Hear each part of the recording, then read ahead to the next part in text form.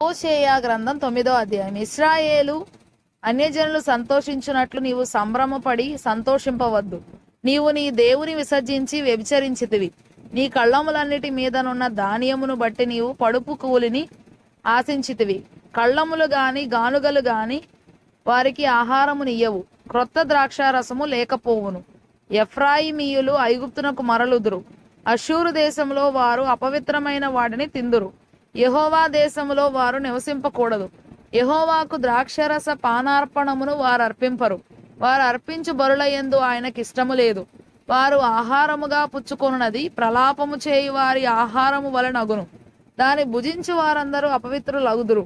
తమ ఆహారము తమకే సరిపడును గాని అది యెహోవా మందిరములోనికి రాదు. నియామక దినములలోను యెహోవా పండుగ దినములలోను మీరేమి చేతురు? లయము సంభవించినందున జనులు వెళ్ళిపోయి ఉన్నారు. ఐగుప్తు దేశము వారికి కూడు స్థలముగా ఉండును. నొపు మెంఫెను పట్టణము వారికి శ్మశాన భూమిగా నుండును. వెండిమయమైన వారి ప్రియ వస్తువులను దురదగొండ్లు ఆవరించును. ముండ్లకంప వారి నివాస స్థలములో పెరుగును.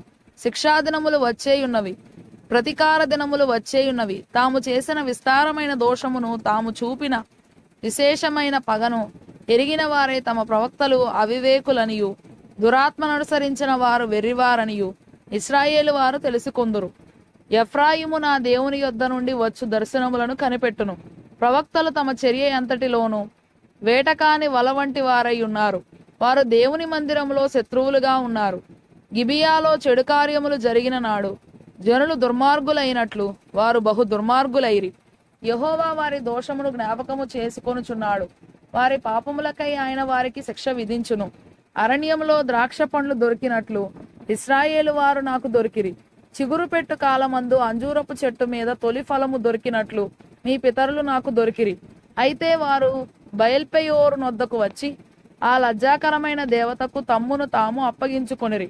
తాము మోహించిన దాని వలనే వారు హేయులైరి. ఎఫ్రాయిము యొక్క కీర్తి పక్షి వలె ఎగిరిపోవును. జననమైనను గర్భముతో ఉండుట అయినను గర్భము ధరించుట అయినను వారికుండదు. వారు తమ పిల్లలను పెంచినను వారికి ఎవరునూ లేకుండా అందమైన స్థలములో వారిని పుత్రహీనులుగా చేసెదను. నేను వారిని విడిచిపెట్టగా వారికి శ్రమ కలుగును.